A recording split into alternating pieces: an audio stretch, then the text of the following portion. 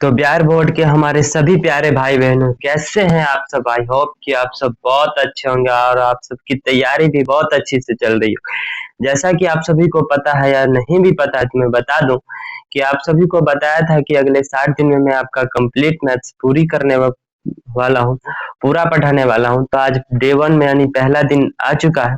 आज हम पहली चैप्टर पढ़ेंगे वास्तविक संख्या, जिससे कि हम इंग्लिश में कहते हैं रियल नंबर्स। ठीक है, क्या कहते हैं? Real numbers. उसका हम पहला चैप्टर का पहला पॉइंट देखेंगे, यानी कि प्रश्नावली 1.1। उसका पहला प्रश्न कहता है निम्नलिखित संख्याओं का एचसीएफ ज्ञात करने के लिए यूक्लिड विभाजन एल्गोरिथम का प्रयोग कीजिए। यानी कि हमें दिए गए संख्याओं का एचसीएफ निकालना, और एचसीएफ निकालने में हमें यूक्लिड विभाजन प्रमेय का प्रयोग करना है। तो सबसे पहले मैं बता दूं कि यूक्लिड विभाजन प्रमेय होता क्या है। यूक्लिड विभाजन प्रमेय होता है, यदि कोई दो संख्या दिया है, मानिए ए और बी है, ठीक है, तो एक संख्या बड़ी है और एक मानिए कि ए बड़ी संख्या है, ठीक, और बी छोटी संख्या है, तो हम ए को लिख सकते हैं ए बराबर बी क्यू प्लस आर के रूप में। इस प्रकार हम लिख सकते हैं। इसी को हम यूक्लिड विभाजन प्रमेय कहते हैं, जहाँ की यानी मेरे कहने का मतलब है कि यहाँ पर कह सकते हैं कि भाज्य बराबर भाजक गुने भागफल जोड़ शेषफल। ठीक है, यानी कि आप सब ये जानते होंगे कि भाज्य बराबर होता है भाजक गुने भागफल जोड़ शेषफल। इसी को हम आगे विस्तार में यूक्लिड विभाजन प्रमेय का रूप दिया गया है।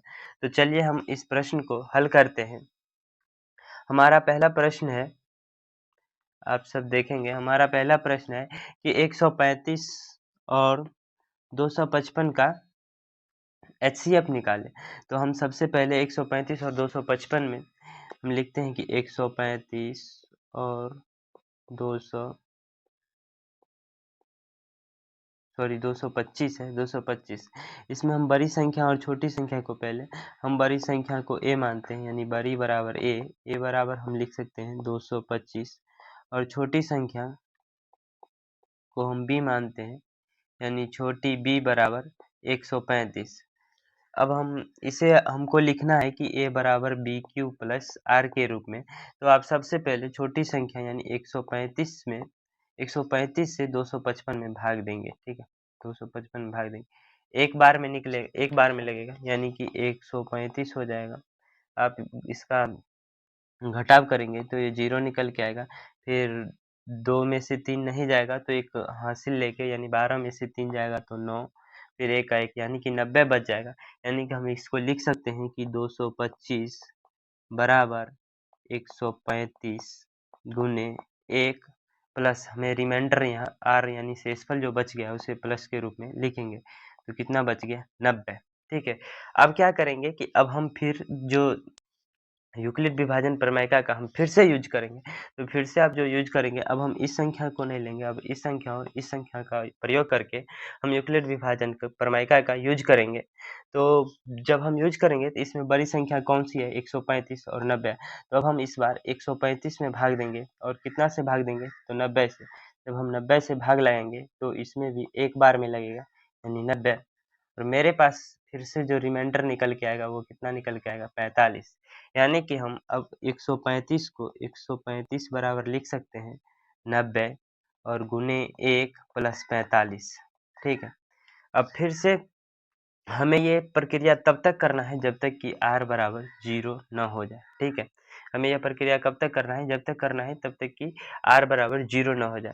तो फिर हम 90 और 135 पे 90 और 45 पे यूक्लिड विभाजन प्रमेय का यूज करेंगे। तो हम 90 को लिख सकते हैं 90 बराबर 45 गुने 2 प्लस 0। देख सकते हैं कि यहाँ हमारा रिमाइंडर 0 आ चुका है, यानी कि शेषफल 0 आ चुका है।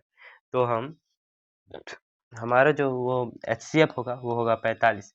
यानी कि यूक्लिड विभाजन प्रमेय का प्रयोग तब तक करना है जब तक कि रिमाइंडर 0 ना हो जाए, और हमारा आंसर तब होगा उस रिमाइंडर 0 वाली के जो इधर से बराबर के नजदीक या इधर से 3 नंबर पे जो होगा, यानी कि यही हमारा एचसीएफ होगा। तो लिख सकते हैं इसलिए एचसीएफ 135 और 225 बराबर 45। यही हो गया, यही हमारा आंसर था।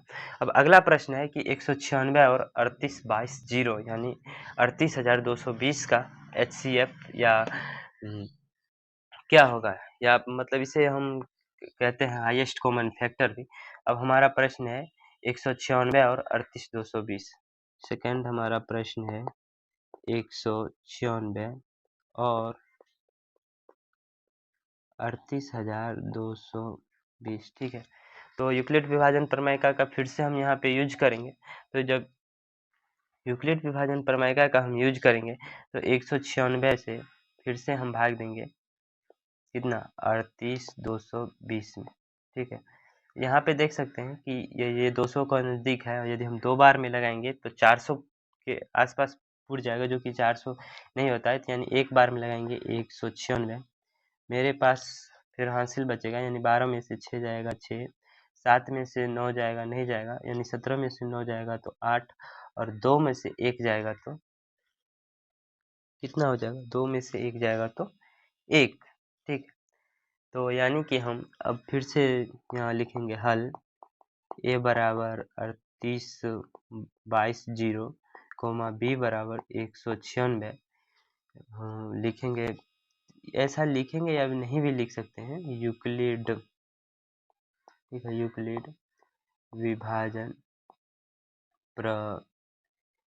प्रमेयिका से। ठीक है, हम शॉर्ट में लिख दिए, आप पूरा लिख सकते हैं, यूक्लिड विभाजन प्रमेयिका से। ठीक है,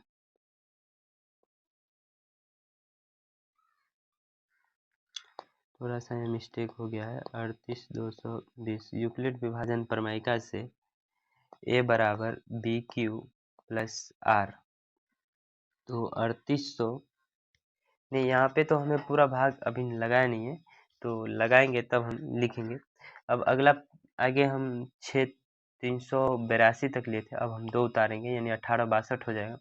तो यहाँ पे भाग लगाएंगे तो लगभग 10 बार में तो नहीं लगेगा, तो एक कम हम 9 बार में लगाते हैं। 9 बार में लगाएंगे तो इसमें अब जानते हैं कि इसका गुना होता है, तब यहाँ निकल के आता है। तो 6 नमा 54 का 4 हाथ 5, और 9 नमा 81 5 86 का 6 हाथ की 8, 9 एकम 9 8 17, यानी कि 1764 निकल के आया।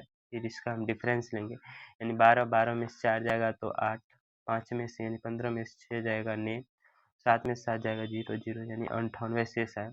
फिर से हम इसका 0 उतारेंगे और फिर से भाग लगाएंगे 980।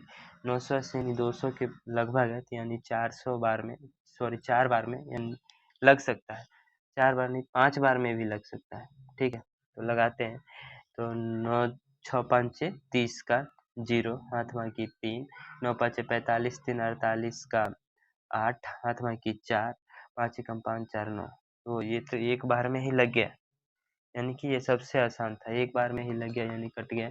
यानी कि हम 38,220 को लिख सकते थे, बी के जगह पर क्या लिखेंगे 196 गुने 195 प्लस रिमाइंडर हमें बचा यहाँ पे 0, तो 0 के रूप में। यानी कि अब हमारा जो HCF 135 लिखेंगे, इसलिए HCF 135 कोमा कितना था, नहीं सॉरी 196 कोमा 38,220 इक्वल टू कितना हो जाएगा, बोले थे कि बराबर के पास वाला संख्या हो जाएगा, यानी कि 196।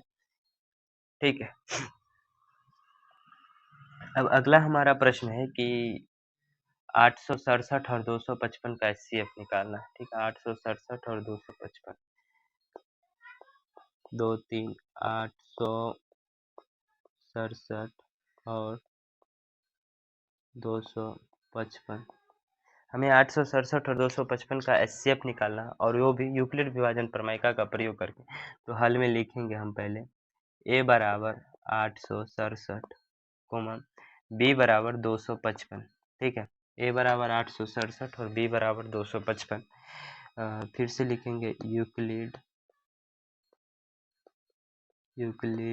विभाजन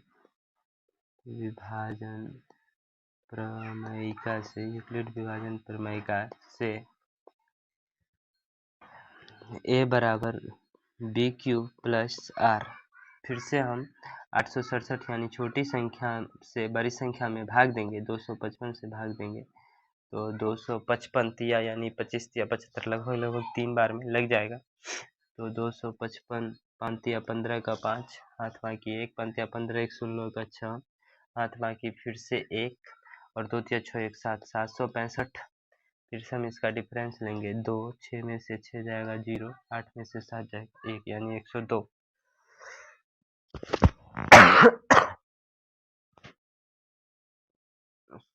सॉरी बच्चों में थोड़ा खांसी हो रखा है इसलिए।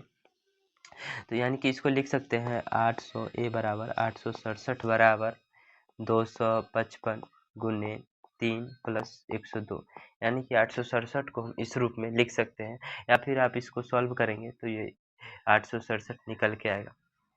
अब फिर से हमने बताया था कि आपको कि जब तक यहाँ पे 0 ना हो जाए तब तक हम यूक्लिड विभाजन प्रमेय का यूज करते रहेंगे, और अब इस बार इस संख्या और इस संख्या को लेके करेंगे। तो अब हम 102 से 255 में भाग देते हैं, ठीक है। तो ये लगेगा 2 बार में यानी कि 102 दूनी 204, हमारे पास निकल के आएगा 51 रिमाइंडर, ठीक है। तो अब लिख सकते हैं 255 इक्वल टू 102 गुने 2 प्लस कितनी हो जाएगी 51, रिमाइंडर जो हमें निकल के आया है शेष इसे 51। अब फिर से हम अब इस संख्या और इस संख्या पे यूक्लिड विभाजन प्रमेय का यूज करेंगे, तो यानी 51 से 102 में भाग देंगे तो आप देखेंगे कि 2 बार में 102 कट जाएगा, यानी कि मेरे पास जो रिमाइंडर बच के आएगा वो 0 आएगा। तो यानी 102 को जो हम लिख सकते हैं 51 गुने 2 प्लस 0।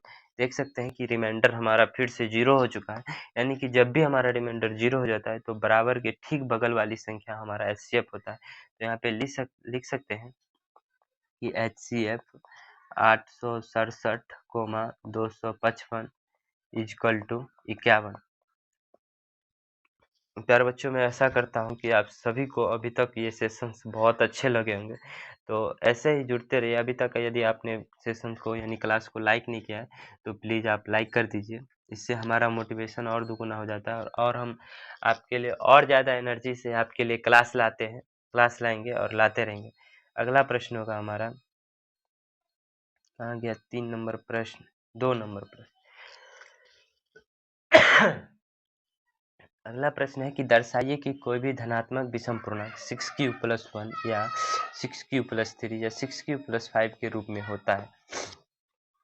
यानी कि हमें दर्शाना है कि कोई भी धनात्मक विषम पूर्णांक जो भी है विषम पूर्णांक वो 6q + 1 या 6q + 3 या 6q + 5 के रूप में होता है। प्यारे बच्चों, मैं यदि आपसे पूछूं कि सम पूर्णांक किसे कहते हैं, सम पूर्णांक आप कहोगे कि जो गुरुजी जो भी 2 से कटने वाला संख्या होगा, यानी कि 2a या 2m, यानी जो भी 2 से कटने वाला संख्या होगा वो धनात्मक सम पूर्णांक होगा। विषम पूर्णांक कौन होगा, तो वो भी कह सकते हैं 2m + 1 के रूप में जो भी संख्याएं होंगी वो विषम पूर्णांक होगा, सिर्फ एक को छोड़ के। आप 3 को भी लिख सकते हैं, एक के बाद अगला विषम पूर्णांक होता है 3। अब 3 को यदि 2m + 1 बराबर 3 लिखेंगे तो ये निकल के आएगा 2m बराबर 2 और m बराबर 1, यानी कि हम किसी विषम पूर्णांक को 2m + 1 के रूप में लिख सकते हैं। तो इसी को हमें प्रूफ करना है, तो चलिए हम देखते हैं पूरा वो तरीका से हम इसे सॉल्व करते हैं और आपको दिखाते हैं, और इसी प्रकार से आपको भी बोर्ड में लिखना है। तो पहले हम लिखेंगे हल, ठीक है। हल माना कि संख्या क्या लिखा है, धनात्मक विषम पूर्णांक लिखा है। माना कि धनात्मक विषम पूर्णांक बराबर a, ठीक है। हमने धनात्मक विषम पूर्णांक a ले लिया है, ठीक है। यदि a धनात्मक विषम पूर्णांक है तो हम a को लिख सकते हैं क्या, यदि a धनात्मक विषम पूर्णांक है तो हम a को लिख सकते हैं, और b बराबर 6, यहाँ पे दे रखा है 6q और b बराबर 6, तो इस प्रकार से a बराबर ये यूक्लिड विभाजन एल्गोरिथम से हम लिख सकते हैं कि a बराबर बी क्यू प्लस आर। ठीक है, तो r का संभवतः मान क्या हो सकता है? r बराबर 1, 2, 3, 4, 5, ये सभी हो सकते हैं। 6 तो हो नहीं सकता, यानी कि यदि 6 लेंगे तो फिर कहीं ना कहीं एक बार तो कट ही जाएगा, यानी तो रिमाइंडर 0 हो जाएगा।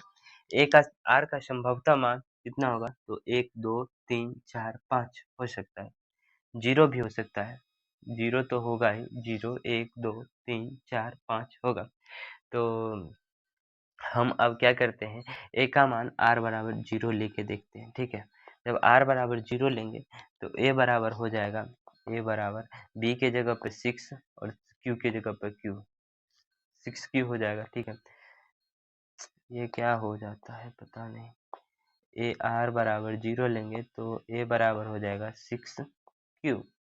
जब हम r बराबर 1 लेंगे तो ये हमारे पास निकल के आएगा a बराबर b 6q प्लस 1। ठीक है, इसी प्रकार जब हम r बराबर 2 लेंगे तो हमारे पास जो निकल के आएगा वो a बराबर हो जाएगा 6q प्लस 2। ठीक है, 6q प्लस 2। उसके बाद जब हम r बराबर 3 लेंगे तो ये a बराबर हो जाएगा 6q प्लस 3। उसी प्रकार फिर से जब हम r बराबर कितना लेंगे? 4, तो ये निकल के आएगा 6q, a बराबर हो जाएगा,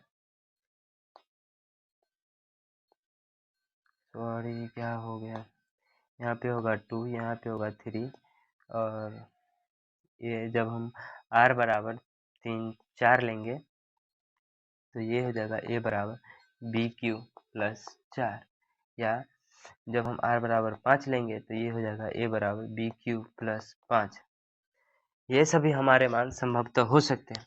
तो हमने पहले ही बताया कि जो भी संख्याएं 2 से या सम संख्याओं से का गुणनफल होता है वो संख्याएं विषम होते हैं, यानी कि इन सभी में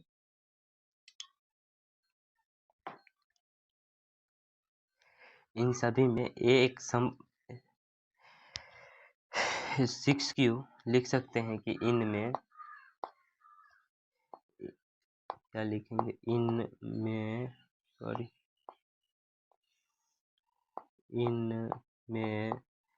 6q, 6q plus 2, 6q plus 4 एक सम पूर्णांक है, क्योंकि यह भी लिख सकते हैं क्योंकि यह नहीं लिखेंगे, क्योंकि किसी भी पूर्णांक में सम संख्या से गुणा करने पर सम संख्या प्राप्त होता है। यानी कि आप देख सकते हैं कि यानी q यदि विषम संख्या भी है और उसमें कि 6 एक सम संख्या है और 6 से गुना किया गया है, तो ये कि यानी कि ये भी सम संख्या होगा। ठीक है, और सम संख्या में सम संख्या को जोड़ने पर सम संख्या ही प्राप्त होती है। इसलिए 6q plus 1, 6q plus 3, 6q plus 5 एक विषम, इसलिए यहाँ नहीं लिखेंगे, और यहाँ लिख सकते हैं कि और यहाँ क्या था, करने पर सम, और 6q plus 1, 6q plus 3, 6q plus 5 एक विषम संख्या है। इसलिए अब लिखेंगे कि इसलिए किसी भी विषम पूर्णांक को 6 क्यूब प्लस 1 6 क्यूब प्लस 3 या 6 क्यूब प्लस 5 के रूप में क्या कर सकते हैं, व्यक्त कर सकते हैं या लिख सकते हैं, रूप में व्यक्त कर सकते हैं। यह था हमारा आंसर।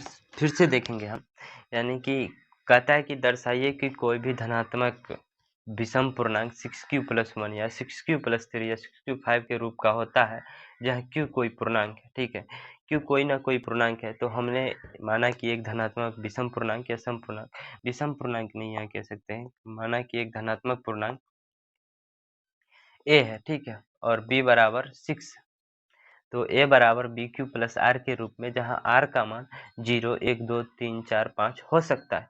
हमने r का मान 0 रखा तो a बराबर 6q मिला, r का मान 1 रखा तो हमें a बराबर 6q प्लस 1 मिला, और फिर हमने r का मान 2 रखा तो हमें a बराबर 6q प्लस 2 मिला, r का मान 3 रखा तो 6q प्लस 3 रखा। इस प्रकार से प्रश्न मिले तो हम जानते हैं कि यह सम संख्या में किसी भी संख्या का गुणा करने पर हमें सम संख्या प्राप्त होती है, और सम संख्या में सम संख्या को जोड़ने से भी हमें सम संख्या प्राप्त होती है।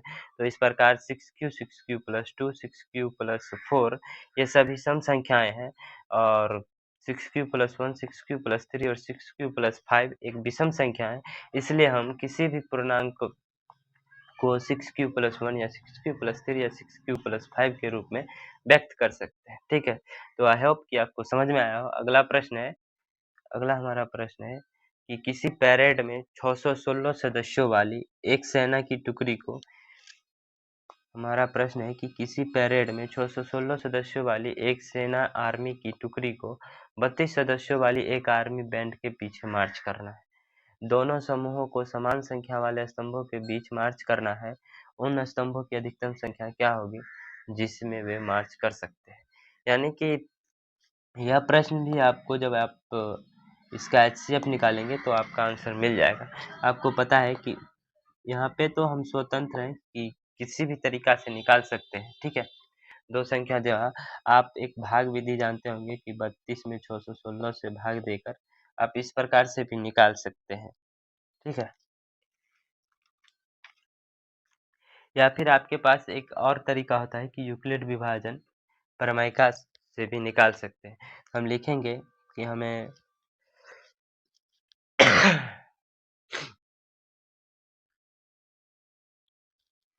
स्तंभों की, लिखेंगे स्तंभों की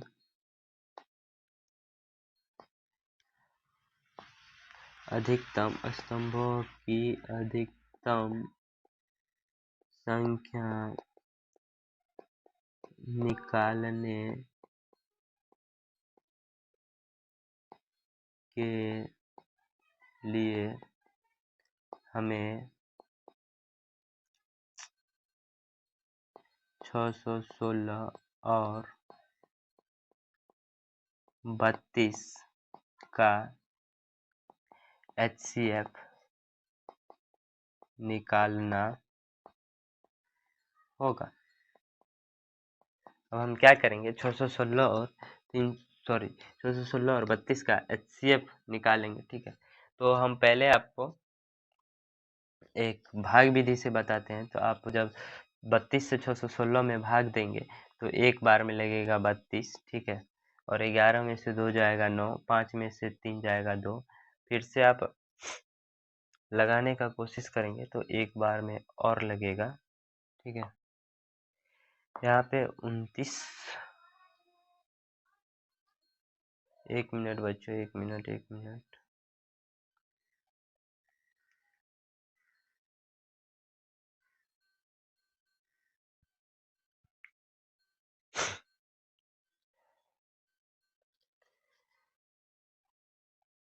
एक बार हम और लगाएंगे तो 29 के बाद बचता है 6, और 6 में जब यहाँ पे देखेंगे तो लगभग 9 या 27 यानी 270 9 बार के लगभग जाता है। तो 9 बार में लगाएंगे, 9 दूना 18 का 8। ठीक है, 9 दूना 18 का 8, फिर हमें हासिल बच जाएगी 1, और 9 या 27 1 28।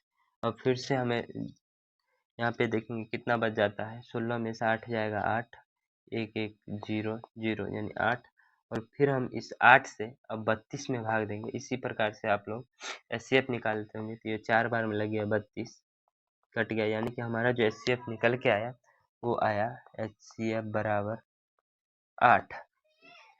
इसे आप यूक्लिड विभाजन प्रमेय से भी सॉल्व कर सकते हैं, ठीक है। यूक्लिड विभाजन प्रमेय से सॉल्व करने के लिए हम क्या करते हैं कि a बराबर बी क्यू प्लस आर के रूप में किसी संख्या को लिखते हैं। तो a बराबर हमारा हो जाएगा 616, कोमा b बराबर हो जाएगा 32, ठीक है।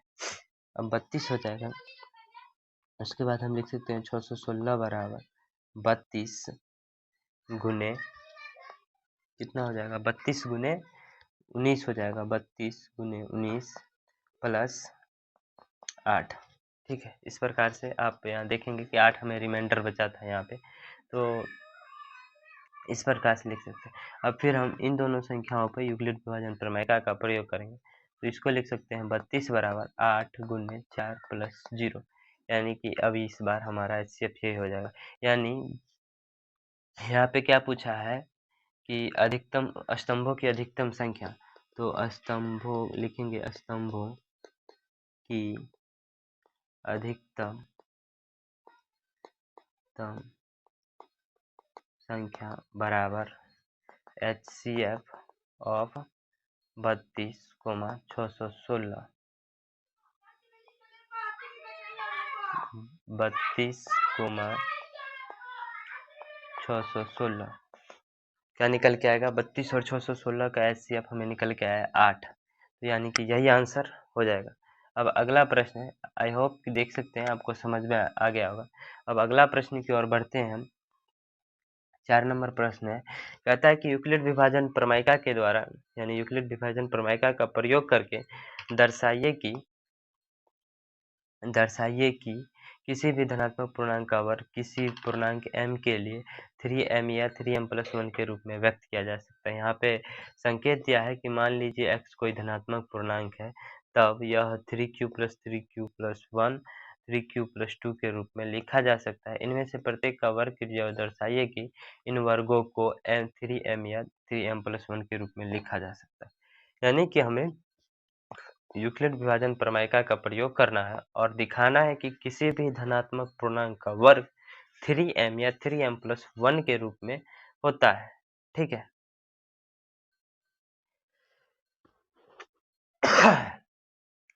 तो चलिए हम शुरू करते हैं, लिखते हैं हल, ठीक है। माना x कोई एक धनात्मक पूर्णांक है, माना कि x कोई एक धनात्मक पूर्णांक है, ठीक है। हम मानते हैं कि x कोई एक धनात्मक पूर्णांक है, तब हम क्या होगा कि x कोई धनात्मक पूर्णांक है, तो उसको हम तब 3m, 3m+1, 3m प्लस, यहाँ पे कहा गया है कि 3m+2 के रूप में लिखा जा सकता है, तो हम इसको 3m+2 के रूप में लिखा जा सकता है, ठीक है। यहाँ तक लिख सकते हैं। उसके बाद हमें कहता है कि इन प्रत्येक का घन को भी लिखना है, ठीक है। इन प्रत्येक का क्या करना है, इन प्रत्येक के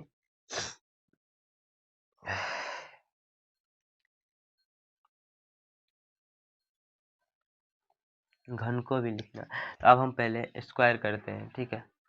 अब लिखेंगे कि 3m² इस इक्वल टू हो जाएगा 9m², ठीक है। 9m² को हम लिख सकते हैं 3 × m, 3m, ठीक है।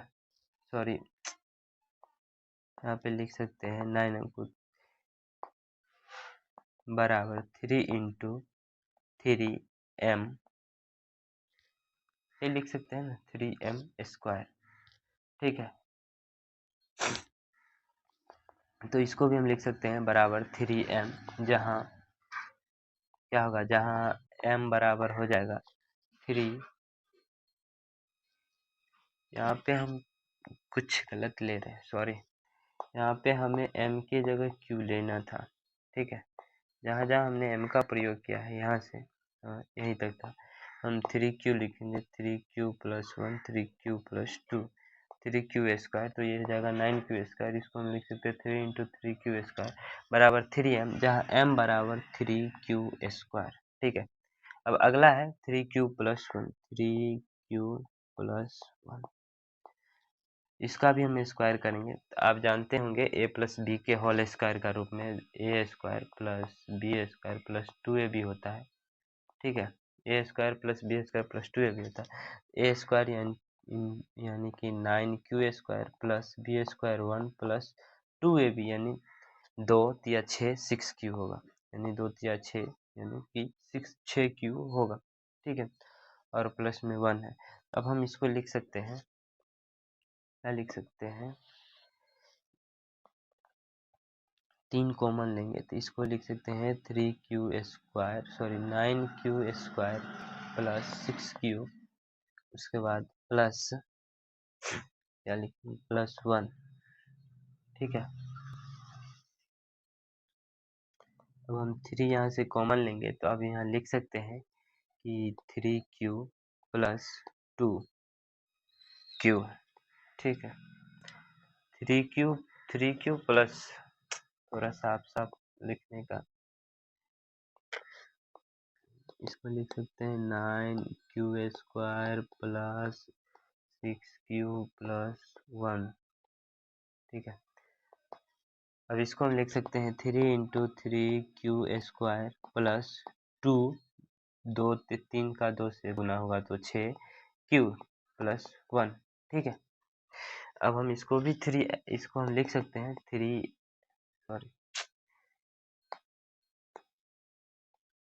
3m प्लस 1 के रूप में, यानी कि जहाँ की हमें, जहाँ क्या लिखेंगे, जहाँ m बराबर 3q स्क्वायर प्लस 2q। ठीक है, यहाँ की हमें, जहाँ यहाँ भी हमें m बराबर मिला था 3q स्क्वायर, और यहाँ मिला m बराबर 3q स्क्वायर प्लस 2, यानी कि हम 3q स्क्वायर 3m प्लस 1 के रूप में लिख, अब 3m प्लस 2 के रूप में लिखना है तो यहाँ 3q प्लस 2 का स्क्वायर करेंगे। ठीक है, तो ये निकल के आएगा 9q स्क्वायर प्लस 4 प्लस 2 तिया 6 दूनी 12q। ठीक है, अब फिर से इसको लिखेंगे तो 9q square plus 12q plus 4, फिर से लिखेंगे तो इसको लिख सकते हैं 3 इंटू 3q स्क्वायर प्लस 3 से 4 बार में 4q प्लस 4। ठीक है, प्लस 4, ये निकल के आया मेरे सामने। अब हम अब 4 को भी हम एक तरीका और से लिख सकते हैं। 4 को आप चाहे तो यहाँ लिख सकते हैं, 4 को हम लिख सकते हैं 3 प्लस 1, 4 को लिख सकते हैं 3 प्लस 1।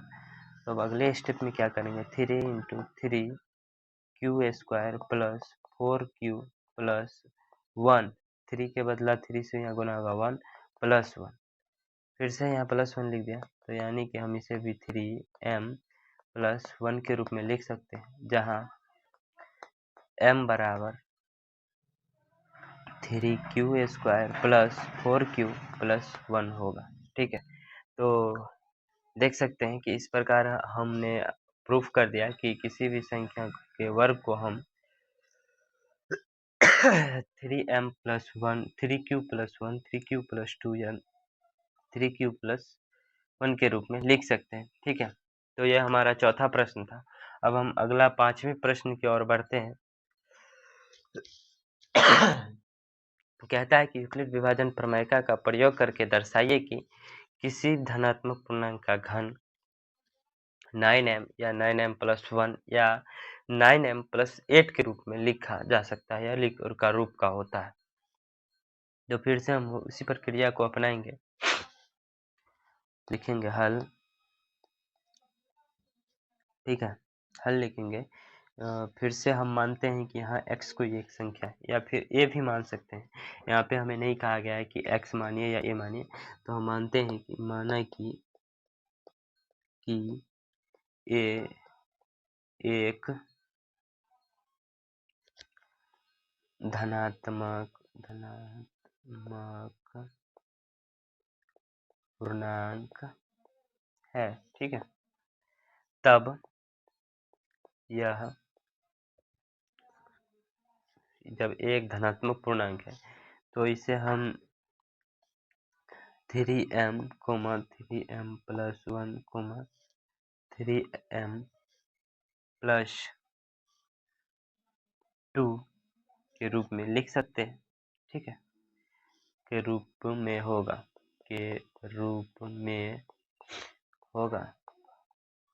ठीक है। उसके बाद हमें सिद्ध करना है कि, अब लिखेंगे कि हमें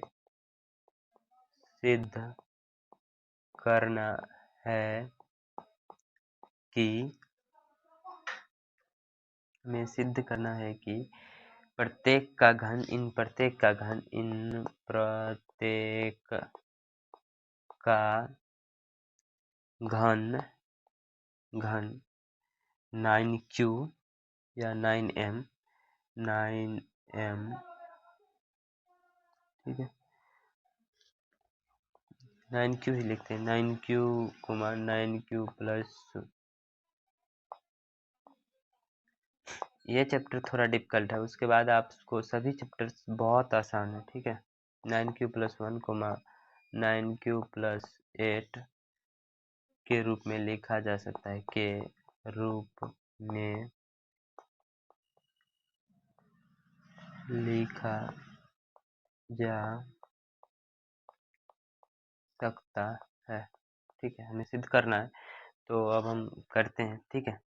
अब लिखते हैं, अब 3m हमें वर्ग कहा है, सॉरी घन का है, तो 3m का क्यूब करेंगे, ये हो जाएगा 3 या 9 या 27, यानी 3 का क्यूब होता है 27 और m क्यूब हो जाएगा। इसे हम लिख सकते हैं 9 × 3m क्यूब, ठीक है, 9 × 3m क्यूब बराबर हम लिख सकते हैं 9 क्यूब, जहाँ क्यूब बराबर,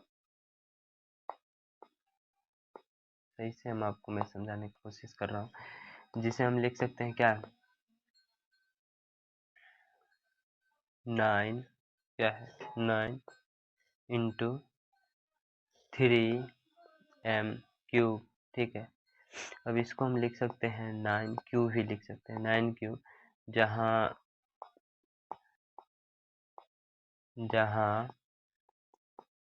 क्यूब बराबर क्या होगा, जहाँ क्यूब बराबर हो सकता है, होगा नहीं, हो सकता भी नहीं, 3m क्यूब, ठीक है।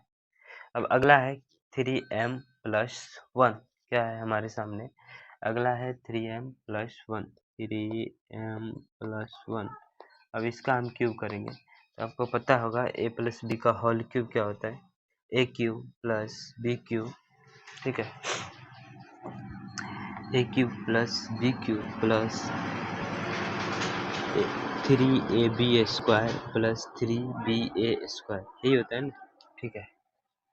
तो इसका हो जाएगा 3m, सॉरी क्या लिखा जाता है, 3m क्यूब प्लस 3 × ठीक है 3m स्क्वायर प्लस, यहाँ होल स्क्वायर होगा, यहाँ पे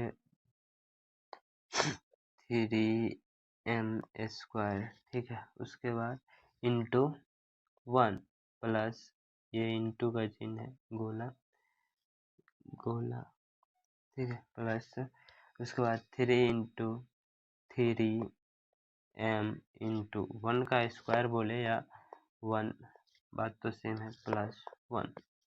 आप इसे देखेंगे तो 9m square plus 3 × 3 9m square, नहीं 3 × 3, ये तो ऐसे ही 9m स्क्वायर तो है ही, 9m स्क्वायर, और प्लस इंटू 1 है, तो 1 का 1 हम वैसे उतना ही होगा, इंटू 3 9m प्लस 1, क्योंकि फिर से 1 का गुना होगा इसमें, तो 1 का गुना होने पे उतना ही रहेगा। अब इसको हम लिख सकते हैं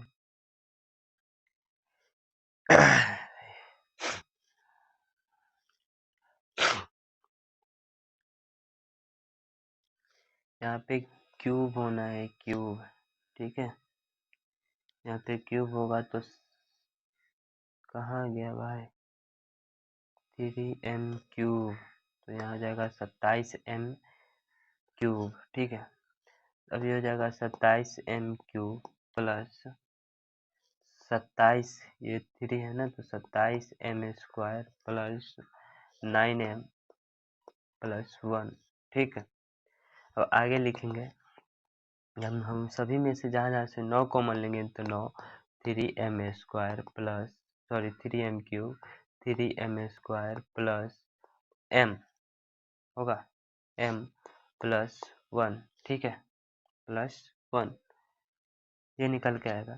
तो 9, हम अब इस संख्या को 9 क्यूब प्लस 1 के रूप में लिख सकते हैं, जहाँ क्या हो जाएगा, क्यू बराबर 3m square, 3m cube plus 3m square plus m, यही होगा ना, प्लस m। अब अगला हमारा है कि 3m प्लस 2 के रूप में भी लिख सकते हैं या नहीं, 3 क्यूब प्लस 2 के रूप में। तो अब हम लेते हैं 3m प्लस 2, ये नहीं, 9m प्लस 8 के रूप में हमें लिखना है, तो उसके लिए हम लेते हैं 3m प्लस 2 को, ठीक है, बराबर, अब इसका भी हमें क्यूब करना है, तो 3m cube plus 3 into 3m square into 2 plus, फिर से होगा 3 इंटू, कहाँ चली जाती है, 3m, ठीक है, इंटू, फिर यहाँ पे होगा 2 का स्क्वायर प्लस 2 का क्यूब यानी 8, ठीक है, लास्ट में फिर 2 का क्यूब, इसे लिख सकते हैं 3 या 9 या 27, लिख सकते नहीं, लिख होगा ही, ठीक है, 27m क्यूब प्लस 3 या 9 या 27m स्क्वायर इंटू 2, ये 2 भी होगा, ये यहाँ पे भी छूट रहा था, तो यहाँ होगा 3 या 9 चौके 2 दूनी 4, 36m प्लस 8, ठीक है।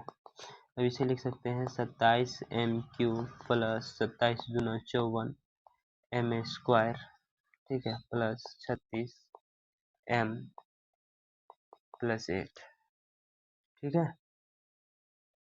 फिर से हम 9 कॉमन लेंगे तो 3m cube plus 6m square plus 4m plus 8, यानी कि अब हम फिर से इस संख्या को हम 9 क्यू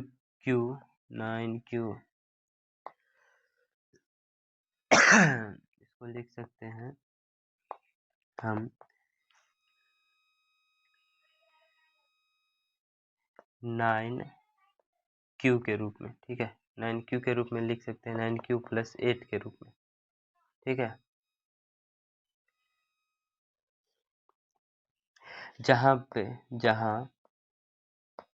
q बराबर 3m cube plus 6m square plus 4m। तो ये थी हमारी 1.1 की 5 क्वेश्चंस, जिसे हमने पूरी डिटेल में आपको बताया। मैं आशा करता हूँ कि आप सबको ये समझ में आया होगा, और आप यदि इस चैप्टर से क्वेश्चंस आता है तो आप बोर्ड में नहीं छोड़ेंगे, मुझे पूर्ण विश्वास है। और ये वीडियो कैसा लगा, ये लेक्चर कैसा लगा आप सभी को, आप सभी कमेंट में ज़रूर बताइएगा, और अगली क्लास के लिए फिर से आप तैयार रहिएगा। धन्यवाद, मिलते हैं फिर से हम अगली क्लास के लिए, ठीक है। ये सभी सवाल आपको हम आशा करते हैं कि समझ में आ गया होगा, ठीक है।